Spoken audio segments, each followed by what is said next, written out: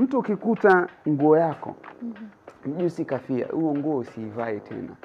Okay. Kwa sababu ile ni unaambiwa unaweza kuwa umeingiza roho ya mauti au nafsi chafu katika familia yako. Mjusi unapoingia kitandani, umelala hivi, ukamwona juu, atakwambia usiku wako huo usiku utakuwa ni mzito sana kwako hiyo siku. Okay. Mjusi ukiwa umeingia chumbani kwako, unafunga mlango, unageuka unamuona, anakuelekeza kwamba mwenza wako hiyo siku yuko na mtu mwingine. Ala. Mjusi unapoingia ndani, unakaa, anachezesha mkia, anakuambia ulipotoka ni salama.